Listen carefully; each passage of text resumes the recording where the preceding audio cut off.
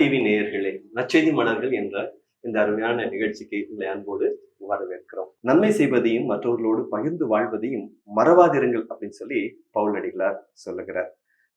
இதை செய்வது கடவுளுக்கு ஏற்ற வழி என்றும் அவர் அதை திரும்ப அதை அழகா நமக்கு நினைவூட்டுகிறார். இன்னைக்கு நம்மோடு கூட அருமையான ஃபாதர் ஜெயபிரகாஷ் இருக்கிறாங்க. அவங்க ஆண்டவராகிய இயேசுவுக்காக வடகிழக்கு மாநிலங்கள்ல அருமையாய் ஆண்டவருக்காக நன்மை செய்கிற பணியை செய்யறாங்க. இன்னைக்கு அவங்களோட இணைந்து அவங்க எப்படி ஆண்டவருக்காக பணி செய்தாங்க, எப்படியெல்லாம் இதுவரைக்கும் ஆண்டவருடைய வழிகளில நடந்தாங்க, எப்படி மற்றவர்களுக்கு நன்மை செய்தாங்க அப்படிங்கிறத நம்ம இன்னைக்கு பார்க்க போறோம். வணக்கம் ஃபாதர், நீங்க உங்களுடைய ஆரம்ப நாட்கள், உங்க குடும்பம், உங்க பேரு, இதெல்லாம் ஃபர்ஸ்ட் எங்களுக்கு சொல்லுங்க. ஓகே, நான் வந்து வெங்கடாபுரம் ஒரு கிராமத்திலேருந்து வந்திருக்கேன். வெங்கடாபுரம் வந்து கரூர் தாலுக்கா சேர்ந்தது. கோவை மறை மாவட்டம், அரவக்குறிச்சி பங்கு. அரவக்குறிச்சி பங்கு. எனக்கு வந்து அப்பா, அம்மா, அக்கா, தம்பி இருக்காங்க. அம்மா பேர் செபஸ்தியம்மா அண்ட் அப்பா பேர் வந்து டி அந்தோனி முத்து. அப்புறம் அக்கா வந்து பிரேமா, செல்வலி பிரேமா, மார்ட்டின் தம்பி இருக்காங்க. அவங்களாம் கல்யாணம் முடிச்சிட்டாங்க. ஒரு அக்கா வந்து திண்டுக்கல்ல இருக்காங்க, தம்பி அரவக்குறிச்சிலாம் வேலை செஞ்சுக்கிட்டு இருக்கான். அண்டு அங்கேருந்து அப்பா இந்த வளர்ந்தது வந்து இந்த தெய்வ பக்தி குடும்பம். அந்த மாதிரி டெய்லி காலையில் அந்த 5 மணிக்கு பெல் அடிக்கிறப்ப எல்லாமே எழுந்திரிச்சு அதை ப்ரேயர் பண்ணுவான். அந்த டெய்லி ரீடிங் இருக்கும், அதை ப்ரேயர் பண்ணிட்டு ஜெபமாலை சொல்லிட்டு அப்புறம் அதுக்கு பிற்பாடு தூங்குறதா இருந்தாலும் தூங்குவான், இல்லாட்டி படிக்கிறதா இருந்தாலும் படிப்பான். அந்த மாதிரி இருக்கும்.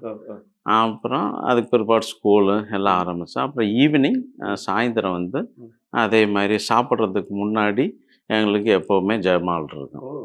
ஜெபமாலை வீட்டு ஜெபமாலை இருக்கும். அப்புறம் அதுக்கு டெய்லி ரீடிங் இருக்கும். அப்புறம் திருக்குடும்ப ஜெபம் ஒரு புக் இருக்குது. அந்த இதில் புக்கிலேருந்து சில ப்ரேயர்கள் இருக்கும். அதே மாதிரி பைபிள் ரீடிங்கு. அதுக்கு பிற்பாடு தான் சாப்பாடு இருக்கும். அதுக்கு பிற்பாடு தான் சாப்பாடு இருக்கும். ஒரு பக்தியான குடும்பத்தில் நீங்கள் வாழ்ந்துருக்கிறீங்க. இப்படி பக்தியான குடும்பத்துல இருந்து இப்படி ஒரு இறை அழைத்துல நீங்க எப்படி தெரிஞ்சுக்கிட்டீங்க ஃபாதர்? அது குறிப்பா வடகிழக்கு மாநிலங்களுக்கு வர அளவுக்கு எப்படி அந்த அர்ப்பணம் வந்துச்சு? உங்களுடைய அழைத்தல் எப்படி இருந்துச்சு? எனக்கு வந்து ரொம்ப நாளாக அது ஹாஸ்டலில் போய் தங்கி படிக்கணும் அப்படின்னு ரொம்ப நாள் ஆர்வம் இருந்துச்சு. ரொம்ப நாள் அது சின்ன பையன்லேருந்து படிச்சுக்கிட்டு இருந்தப்பறதுலேருந்து ரொம்ப நாள் ஆர்வம் இருந்துச்சு. அதுக்காக 10வது இல்லாட்டி 11வது சென்ட் ஜோசப் ஸ்கூல் திருச்சிக்கு போய் கேட்டிருந்தோம். அங்கே சீட்டு கிடைக்கல. அதே மாதிரி ப்ரொட்டஸ்டன்ட் ஸ்கூல் இருக்குது, அங்கேயும் போய் கேட்டோமோ அப்போவும் கிடைக்கல. அது அங்கே கிடச்சி ஃபஸ்ட் குரூப். அப்புறம் நான் சொன்னேன், நான் அவ்வளோ தூரம் இங்கே வந்து படிக்கிறதுக்கு ஃபஸ்ட் குரூப்பு இங்கே பல்லப்பட்டியிலேயே இருக்குது, நான் அங்கேயே படிச்சுக்கிறேன் அப்படின்னு. ஆனால் அது happen to be Muslim school. That is a Muslim school. Daily வந்து பஸ்ஸில் போய்ட்டு, அப்போ வந்து 50 காசு பஸ்ஸில் போயிட்டு வர்றதுக்கு. அப்போ வெங்கடாபுரத்துலேருந்து நான் அப்பாட்ட சொன்னேன், நீங்கள் எதுவும் செலவு செய்ய தேவையில்லை, நான் வந்து அங்கேயே படிச்சுக்கிறேன் அப்படின்ட்டு. பல்லப்பட்டியில் 12வது வரைக்கும் அங்கே போய் படிச்சுக்கிட்டு இருந்தேன். நான் அங்கே படிச்சுட்டு அதுக்கு பிற்பாடு நான் சரி எப்படியாச்சும் வெளியில் போய் ஹாஸ்டலில் தங்கி படிக்கணும் அப்படின்ட்டு இருந்தேன். அப்போ தான் திடீர்னு அப்போ வந்து ஃபாதர் ஜெயபால்னு நினைக்கிறேன் நான். ஸோ அவர் மூலயமா இன்னொரு பிரதர் இருந்தார், பிரதர் மைக்கேல், எங்கள் சித்தப்பா. அவர் வந்து சென்ட் ஜோசப் ஐடியில் பிரின்சிபலாக இருந்தார் கோயம்புத்தூரில். ஸோ அவர் மூலயமா அங்கே கோயம்புத்தூருக்கு வந்து அங்கே computer course 91-92 computer course DTP course படித்தேன் நான். அது படிச்சுட்டு அங்கேயே இந்த ராயல் தேட்டர் இருக்குது, அதுக்கு பக்கத்துலேயே நான் வேலை திரிபுவன் ராமன் பிரதர்ஸ் அண்ட் ஒரு ஆயில் கம்பெனி. அண்ட் அங்கே வந்து daily wholesale oil, grease, castor oil எல்லாம் சேல் பண்ணுவாங்க. அங்கே வந்து நான் ஒரு வருஷமாக வேலை செஞ்சுக்கிட்டு இருந்தேன். நான் அங்கே ஒரு வருஷமாக வேலை செஞ்சுக்கிட்டு இருந்தப்போ ஒரு சில நேரத்தில் ஃப்ரெண்ட்ஸ் கூட வெளியில் போவோம், ஜாலியாக இருப்போம், அப்போ வருவோம். அப்போ அப்படி நடந்துக்கிட்டு இருந்தப்போ ஒரு நாள் சாயந்தரம் அப்படியே வெளியில் ஒரு அவுட்டிங் மாதிரி போயிட்டு அங்கே நல்லா ஜாலியாக இருந்துட்டு வர்றதுக்கு ரொம்ப லேட் ஆகிடுச்சு. 11 மணி 11:30 ஆயிடுச்சு. அப்போ கொஞ்சம் ஃபுல்லாக இருந்தேன். மறுபடியும் வந்து அப்படியே படுத்துட்டேன் நான். அப்போ படுத்துட்டு அன்னைக்கு மறுநாள் காலையில் ஒரு 4 மணி 4:30 வாக்கில் எனக்கு எந்திரிச்சிட்டேன் நான். எந்திரிச்சு ஒரு மாதிரி எனக்கு ஒரு டிஃப்ரெண்ட்டான அது எக்ஸ்பீரியன்ஸ் இருந்துச்சு. அப்போ ஏன் இந்த மாதிரி இருக்கும், ஏன் நம்ம இதே மாதிரி வெளியில் போய் நம்ம மக்களுக்கு சேவை செஞ்சால் இதை விட நல்லா இருக்கும், ஏன் இந்த மாதிரி நம்மளே அழைச்சிக்கிட்டு இருக்கோம் அப்படின்ட்டு அந்த ஒரு ஞாபகம் இருந்துச்சு. அதுதான் முதல் தொடக்கம் எனக்கு ஒகேஷனுக்கு. அப்புறம் அதுக்கு பிற்பாடு எங்கள் சித்தப்பாக்கிட்ட போய் மைக்கேல் பிரதர் அவர்கிட்ட போய் சொன்னேன் நான், இது மாதிரி நான் சாமியாரெல்லாம் இருக்கேன் சித்தப்பா பிரதர் அப்படின்னு சொன்னேன். ஆனால் அவர் நம்பலை. ஏய் நீ சும்மா விளையாடாதரா, நீ போடா அப்படின்னாரு. ஆனால் அது அப்போ அந்த டயத்தில் கூட உக்கடத்தில் வந்து எங்கள் டொன்போஸ்கோ இன்ஸ்டிடியூஷன் இருக்கு. அந்த இன்ஸ்டியூட்டில் ஃபாதர் லூர்துநாதர், சென்னை ப்ராவின்ஸ், அவர் வந்து எங்கள் பட்டறைக்கு வந்து சென்ட் ஜோசப் ஐடிக்கு மாஸ்க்கு வருவார். அண்டு வாரத்தில் 2 நாளோ 3 நாளோ வருவார். அவர்கிட்ட நான் சொல்லியிருக்கேன். நான் இந்த ஞாபகம் வந்த பிற்பாடு அவர்கிட்ட சொல்லியிருக்கேன் நான், ஃபாதர் இது மாதிரி நான் சாமியார் ஆகிறதுக்கு விருப்பம் இருக்குது அப்படின்னு. ஏன்னா அவருக்கு வந்து டொன்போஸ்கோ காங்கிரிகேஷன் எனக்கு தெரியாது. பட் யதார்த்தம் சொன்னேன் நான். அவரும் நம்பலை. அவர் சொன்னார், ஏய் நீ பட்டறையில் படிச்சுட்டு இருக்க, நீ போய் வேலை செஞ்சு நீ கண்டினியூ பண்ணுறா அப்படின்னாரு.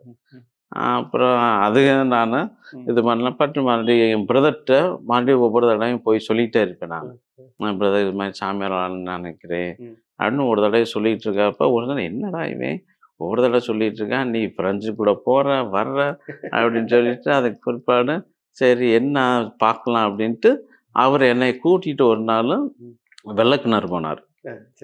வெள்ளக்கிணறு வந்து எங்கள் நொவிசெட் இருக்கு, Don Bosco novitiate, Chennai province. Father Sahayaraj வந்து அங்கே இருந்தார்.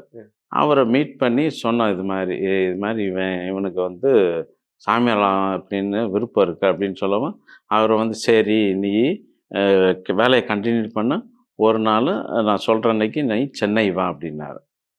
அப்புறம் சொல்லிவிட்டு நம்ம வந்துட்டேன் நான்.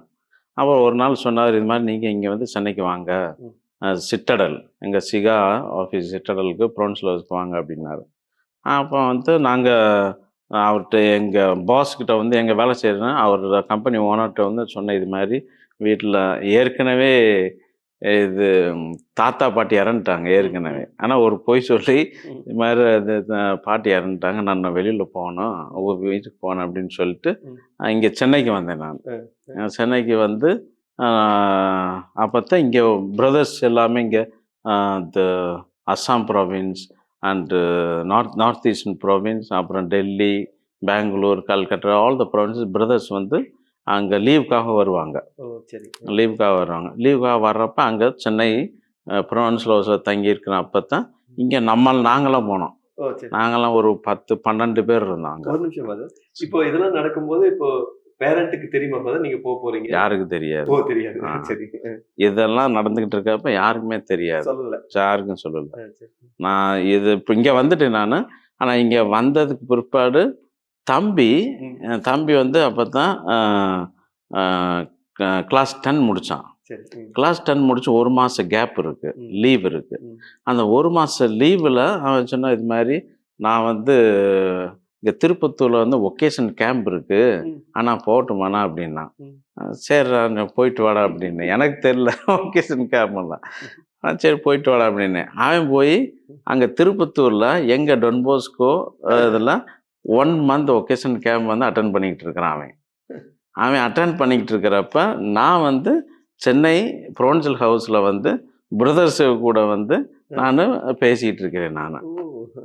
அப்போ பேசிக்கிட்டு இருக்கிறப்ப ஒவ்வொரு பிரதர்ஸ் சொன்னாங்க, இது மாதிரி அஸ்ஸாமில் என்னென்ன மிஷன் இருக்குது, எப்படி மக்கள் இருக்காங்க, அந்த என்ன ஃபுட் ஹேபிட் அண்டு என்னென்ன மிஷன்லாம் நம்ம செய்ய முடியும், அப்படி பணியெல்லாம் செய்ய முடியும்.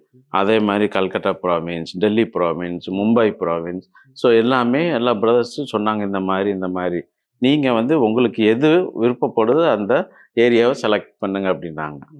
அப்போ வந்து நானும் ஒரு பிரதர் மரியா அந்துமான், உங்களுக்கு தெரியுமா என்னன்னு தெரில.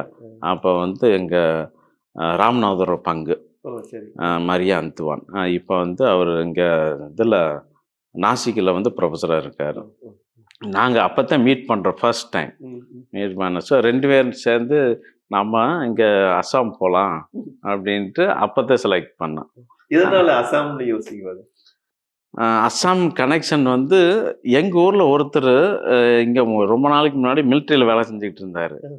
அவர் வந்து எங்கள் கிராமத்தில் அவர் வந்து எங்கே வேலை செஞ்சுட்டு அஸ்ஸாமில் வேலை செஞ்சுக்கிட்டு இருக்கேன் அப்படின்னா, இங்கே வந்து பாம்பு கறி, நாய் கறி எல்லாம் சாப்பிடுவாங்க அப்படின்னு சொல்லிட்டு இருந்தாங்க. சரி பார்க்கலாம் அப்படின்ட்டு, சரி நம்ம அஸ்ஸாம் போகலாம் அப்படின்னு சொல்லி அந்த இதில் தான் செலக்ட் பண்ணது. செலக்ட் பண்ணி இங்கே வந்தோம். இப்போ அங்க சொன்னதுக்கு அப்புறம் இப்போ வீட்ல நீங்க சொல்லிருப்பீங்களா ஃபாதர் உடனே? அப்புறம் நான் வந்து இங்கே இந்த இதை முடிச்சுட்டு அதை பேசிக்கிட்டு இருந்தப்ப அவங்க ஏற்கனவே சொல்லிட்டாங்க என்ன இந்த ஊருக்கு செலக்ட் பண்ணணும் அப்படின்ட்டு. நாங்கள் 2 பேரும் இங்கே அஸ்ஸாம் போகலான்னு செலக்ட் பண்ணிட்டு நாங்கள் வந்துட்டோம். அதுக்கு பிற்பாடு அவங்க ஏற்கனவே ஒரு வாரத்தில் டிக்கெட்லாம் புக் பண்ணிட்டாங்க, ஒரு வாரத்தில். அப்புறம் நான் அந்த டயத்தில் வீட்டுக்கு போனேன். நான் வீட்டுக்கு போனப்போ என் தம்பி வந்து ஒகேஷனுக்காக முடிச்சுட்டு வீட்டுக்கு வந்தான். அப்புறம் வீட்டுக்கு வந்ததுக்கு பிற்பாடு கேட்டேன் நான், என்னடா நீ போய் கண்டினியூ பண்ணுறியா அப்படின்னு. இல்லை நான் போகலை அப்படின்னா. சரி நீ வீட்டில் அப்பா அம்மா பார்த்துக்க, நான் போகிறேன் அப்படின்ட்டு. நான் அப்புறம் நான் அப்போ சொன்னப்போ கூட அப்பா அம்மாட்ட சொன்னேன் நான், சரி நான் இந்த மாதிரி அடுத்த வாரம் போகிறேன் அப்படின்னு. ஆனால் ஏன் என்ன திடீர்னு இந்த மாதிரி டிசைட் பண்ணியிருக்க அப்படின்னாங்க. அப்புறம் சொன்னப்போ இல்லை அப்பா அம்மா சொன்னாங்க, நீ வந்து நாங்கள் வந்து உன்னைய அந்த காலேஜெல்லாம் படிக்க வைக்க முடியாதுன்னு நினைக்காத. அது அந்த மாதிரி நினச்சிக்கிட்டு இந்த மாதிரி போகிறதா இருந்தால் நீ போகாத. போகாத. ஆனால் நீ அப்படி போனா இது வந்து இறைவாழ்வு. அந்த கடவுள் கூப்பிடுற அழைத்தல் வந்து இது சங்கடங்கள் இருக்கும், ப்ராப்ளம் இருக்கும், நிறைய எதிர்ப்புகள் இருக்கும், நிறையா இருக்கும். ஆனால் அது இத்தனை இது வர்றப்ப நீ வந்து திரும்பி வரக்கூடாது. இதெல்லாம் ஃபேஸ் பண்ணி நீ போகணும். அந்த ஒரு இது இருந்துச்சு. அப்பா அம்மா சொன்னாங்க. ஆனால் எவ்வளவு வந்தாலும் நீ கண்டினியூ பண்ணு, ஆனால் திரும்பி வரக்கூடாது. 2 பேருமே சொல்கிறாங்க. 2 பேருமே. அந்த மாதிரி திரும்பி வர்ற மாதிரி என்ன இருந்தால் நீ போகாத அப்படின்னாங்க. அந்த மாதிரி போகாத அப்படின்னாங்க. சரி நான் அந்த மாதிரிலாம் நான் வரமாட்டேன், அது கண்டிப்பாக நான் இருந்துக்குவேன் அப்படின்னு சொல்லிட்டேன் நான். அவன் சொல்லிட்டு நான் அதுக்குள்ளே இந்த ஒரு வாரத்தில் அவங்க புக் பண்ணிட்டாங்க. தம்பியும் சொன்னால் வேண்டாம் அப்படின்ட்டாவே.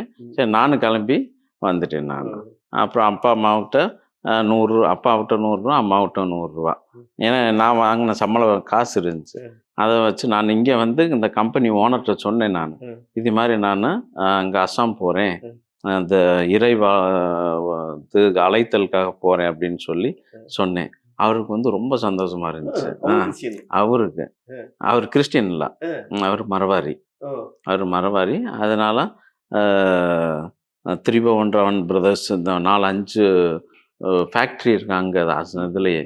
ஒன்று வந்து ஆயில், அனதர் வந்து சிகரெட் ஹோல்சேல் சப்ளை கோலாப்பா திஸ் கோயம்புத்தூர். அப்புறம் இன்னொருத்தர் வந்து மற்ற அவுட் சைட் பிரான்ச்சஸ் எல்லாம் பார்த்துக்கிறாரு. அப்புறம் இன்னொரு பிரதர் வந்து ஆல் த கேஷ் எல்லாமே சாயந்தரம் வீட்டுக்கு வரணும். ஸோ இதெல்லாம் பார்த்துக்கிட்டு இருக்காங்க. ஆனால் அவருக்கு வந்து ரொம்ப சந்தோஷமா இருந்துச்சு. நீங்கள் வந்து அஸ்ஸாம் போகிறீங்க, அங்கே ரொம்ப நக்சலைட் அண்டர் கிரவுண்ட்ஸ் நிறையா இருக்குது, எப்படி போய் இது பண்ண போகிறீங்க அப்படின்னு சொல்லி கொஞ்சம் கன்சர்னாக இருந்தார். கொஞ்சம் நீங்கள் பார்த்து சூதானமாக இருக்குன்னா அது இதுன்ட்டு. அப்புறம் எனக்கு ஃபேர்வெல் கொடுத்த ஒரு ஹோட்டலில் கூட்டி போய் எல்லா ஸ்டாஃபை கூப்பிட்டு போய் அங்கே ஃபேர்வெல் கொடுத்து ஃபேர்வெல் லஞ்ச் இருந்துச்சு. அப்புறம் எல்லாம் உட்காந்து ஃபோட்டோ எடுத்துட்டு, அப்போ 92 ஃபோட்டோ எடுத்துட்டு அப்புறம் விஷ் பண்ணிட்டு ஒரு கிஃப்ட் கூட கொடுத்தாரு. அதுக்கு பிற்பாடு நாங்கள் சிட்டடலுக்கு வந்து அங்கேருந்து இங்கே வந்தேன். அருமையான ஒரு அழைப்பு. கடவுள் ஒவ்வொருத்தரையும் அழைக்கிற விதம் வித்தியாசமானது. உங்களை ஒரு விதமாய் ஆண்டு அழைத்திருக்காரு. அது குறிப்பா அந்த ஒரு சூழ்நிலை, உலகம் சார்ந்த சூழ்நிலை, அந்த என்ஜாய்மெண்ட், அதுக்கு நடுவுல ஒரு காலையில எழுப்பி உங்களை உட்கார வச்சு நீ என்னுடைய பணியை செய்யணும்னு சொல்லி அவர் சொல்ல நீங்க அதை கேட்க உங்களுடைய வாழ்க்கை மாற நிறைய பேருடைய வாழ்க்கைக்கு அது பிரயோஜனமா மாறிடுச்சு. சரி, கோயம்புத்தூர், இப்ப நீங்க இருந்த அரவக்குறிச்சி ஏரியா, இதெல்லாம் ஒரு மாதிரி ஒரு சாஃப்டான ஏரியா. இப்ப அங்க இருந்துட்டு இவ்வளவு தூரம் தள்ளி மொழி தெரியாத, மக்கள் தெரியாத, பெற்றோரை விட்டுட்டு நீங்க அசாமுக்கு வந்தீங்க. குறிப்பா கவுஹாட்டிக்கு வந்தீங்க. இந்த கவுஹாட்டி உங்களுக்கு எப்படி இருந்துச்சு? இந்த ஊர் உங்களுக்கு பிடிச்சதா? உங்களுடைய லாங்குவேஜ் உங்களுக்கு தெரியாது, எப்படி கத்துக்கிட்டீங்க? அதெல்லாம் எப்படி போச்சு? ஓகே. இங்க முதல்ல இங்க வந்து இறங்கினப்ப வந்து 94. It was 94. அப்போ தான் இங்கே வந்தேன், குவஹாத்திக்கு வந்தேன் நான். அப்போ வந்து எல்லாம் ஒன்றுமே தெரியாது. ஆனால் முதல்ல வந்து இங்கிலீஷ் கற்றுக்கிறதுக்கு அனுப்பிச்சுட்டாங்க. இங்கிலீஷ் கற்றுக்கிறதுக்கு அனுப்பிச்சுட்டாங்க. அப்போ அந்தளவுக்கு முதல்ல மக்கள் கூட போய் பழக்க வழக்கங்கள் மாதிரி அந்தளவுக்கு இல்லை முதல்ல, இந்த பிகினிங். ஆனால் எங்களுக்கு வந்து முதல்ல இங்கிலீஷ் கற்றுக்கணும். அப்புறம் அதுக்கு பிற்பாடு நொவிசெட் இருந்துச்சு. அப்போ நொவிசெட்டில் வந்து ஒவ்வொரு ஞாயிற்றுக்கிழமையும் வெளியில் போகணும். ஆரட்ரி மக்களை மீட் பண்ணணும், பசங்களை மீட் பண்ணணும், அவங்களுக்கு போய் விளையாட்டு கற்றுக் கொடுக்கணும், பாடங்கள் கற்றுக் கொடுக்கணும், அப்புறம் மோரல் வேல்யூஸ் அதெல்லாம் கற்றுக் கொடுக்குறது every Sunday. We used to go for Sunday oratory. அப்போ போகிறப்ப வந்து நம்ம இங்கே உள்ள மக்களுக்கு வந்து ஸோ மற்ற மாநிலத்திலேருந்து வர்றவங்க பார்த்தா அவங்களுக்கு ரொம்ப சந்தோஷம். அவங்களுக்கு ரொம்ப சந்தோஷம். அதனால் அவங்க கூட இருந்து அவங்க கூடயே பழகி எளிமையான மக்கள் அந்த அளவுக்கு எளிமையான மக்களும் சரி, மற்ற வசதியான மக்களும் சரி, இன்னும் மற்ற இடத்துல இருந்து வர்றவங்க பிரதர்ஸ் இல்லாட்டி மற்ற யாராக இருந்தாலும் நல்லா அனுசரணையாக நல்லா கவனிச்சுக்கிறாங்க. They take care well. அதே மாதிரி இருந்தப்போ அப்படியே பழகிறதுக்கு ரொம்ப சந்தோஷமாக இருந்துச்சு. அதனால அப்படியே பழகி இப்போ நிறைய நீங்கள் அஸ்ஸாமில் மட்டும் இல்லை, இது ஷில்லாங், மேகாலயாவெலாம் ஒர்க் பண்ணியிருக்கேன். அப்புறம் மிசோரத்துலேயும் ஒர்க் பண்ணியிருக்கேன். அப்புறம் மகாராஷ்டிராவிலையும் ஒர்க் பண்ணியிருக்கேன் ஸ்டடீஸ் டைம். அப்புறம் முக்கால்வாசி இப்போ வந்து இருக்கிறது வந்து அஸ்ஸாமில். ஓகே. நீங்க எப்படி அந்த லாங்குவேஜ் கத்துக்கிட்டீங்க? கஷ்டமா இருந்துக்கும் இப்ப தமிழுக்கும்? முதல்ல கத்துக்கிறது வந்து இட் வாஸ் நம்ம தமிழுக்கும் இதுக்கு ரொம்ப வித்தியாசம் இருக்கு. ஆனால் என்ன செய்யறது, கோர்ஸ் இருக்கு, 1 month கோர்ஸ். முதல்ல நாங்கள் போய் 1 month course, Kashi 1 month course இருக்கு. அதே மாதிரி மிசோ 1 month கோர்ஸ் இருக்கு. அதே மாதிரி அசாமீஸ் அதை படிச்சுட்டு அப்புறம் ஒவ்வொரு வாரமும் போய் தப்பாக இருந்தாலும் சரி நம்ம அவங்க பாஷையில் பேசுகிறப்ப அவங்களுக்கு ரொம்ப சந்தோஷம். அதனால அப்படியே பேசி அப்படியே பழகிடுச்சு.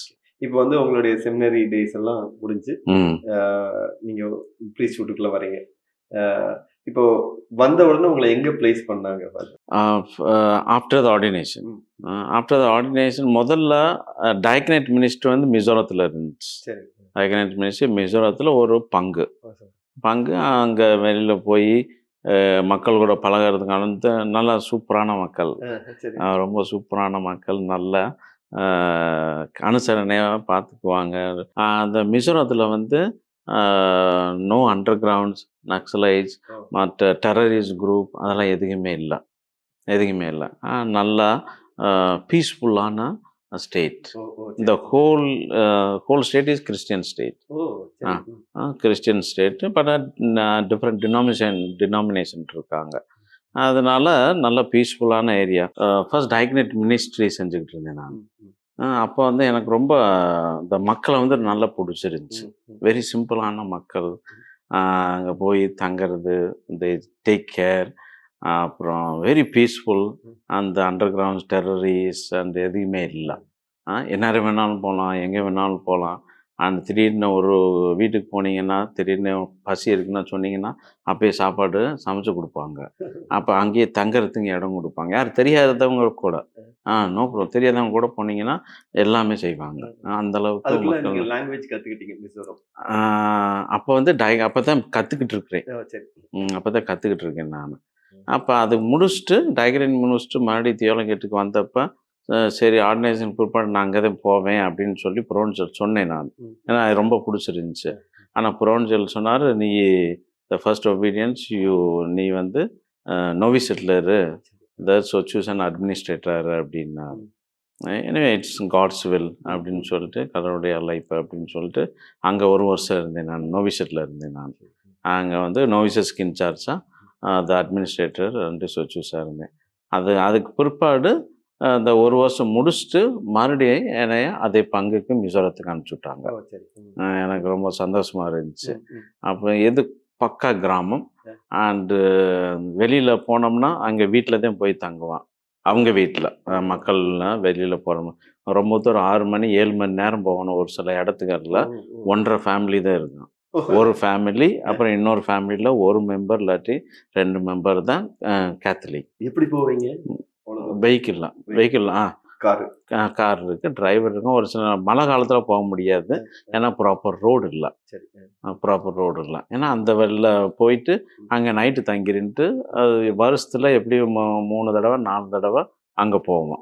அவ்வளோதான் அங்கே போகிறது. அப்புறம் 6 மணி நேரம் போயிட்டு வரணும். 1.5 ஃபேமிலி இருக்கு, கேத்தலிக் ஃபேமிலி. அப்போ போகிறப்ப தான் இந்த ஞானஸ்தானம் மற்ற சாக்ரமெண்ட்ஸ் எல்லாமே அப்போ தான் கொடுப்போம். அங்கே தங்கிட்டு அது மாதிரி அங்கே போனோம்னா அந்த மக்கள் கூட தான் படுப்போம். அங்கே அவங்க ரூமில் தான் படுப்போம். தனியாக ரூம் எதுவுமே இல்லை. அண்ட் ரொம்ப சிம்பிளான லைஃப். ஏன்னா அப்பா இங்கே படுத்திருப்பார், அம்மா அப்புறம் குழந்தைங்க படுத்திருப்பாங்க. அப்போ இங்கே வந்து ஒரே ரூமில் சிஸ்டர் இங்கே தான் படுத்திருக்கு, நானும் இங்கே தான் படுத்திருப்பேன். ஒரே ரூமில் பேசிக்கிட்டு அப்படியே தூங்க. This is a simple life வச்சு எனக்கு ரொம்ப பிடிச்சிருந்துச்சு. அங்கே ரொம்ப பிடிச்சிருந்துச்சு. அதே ஸ்கூலையும் பார்த்துக்கிட்டு டெய்லி மாஸ் இருக்கும். சாயந்தரம் போய் அதை நானும் அங்கே போயிட்டு போகிறப்போலாம் ஒரே ஹவுஸில் தங்கக்கூடாது அப்படின்ட்டு நான் சொல்லுவேன் டீச்சர்ஸு, சரி இன்னைக்கு நான் வர்றப்போலாம் ஒவ்வொரு தடவையும் வெவ்வேறு ஹவுஸு அரேஞ்ச் பண்ண அப்படின்னு. போய் அங்கே இருந்துச்சுன்னா வாட் எவர் தே குக் நான் சாப்பிட்டு அவங்க கூட தங்கியிருந்தது எனக்கு ரொம்ப நல்ல சிம்பிளான லைஃப் பிடிச்சிருந்துச்சு. போய் அவங்களுக்கு நற்செய்தி சொல்லுங்க. நற்செய்தியா சாக்ரமெண்ட் டெய்லி மாஸ் இருக்கும். டெய்லி மாஸ் அந்த மாதிரி போனால் 3 நாள் இருப்பேன் நான். ஒவ்வொரு கிராமம் 3 நாள் இருக்கும். ஒரு கிராமத்தில் ஒரு நாள், இன்னொரு கிராமத்தில் இன்னொரு நாள், இன்னொரு கிராமத்தில். அதுக்கு பிற்பாடு மெயின் சென்டருக்கு வருவேன் நான் தேர்ஸ்டே மார்னிங். அங்கே வந்தேன்னா தேர்ஸ்டே ஃப்ரைடே எனக்கு வந்து மெயின் ஸ்கூலில் வந்து கம்ப்யூட்டர் கிளாஸ் இருக்கும். கிளாஸ் 8, 9, 10 அதை முடிச்சுட்டு மறுபடியும் சண்டே மறுபடியும் போவேன் இன்னொரு கிராமம்.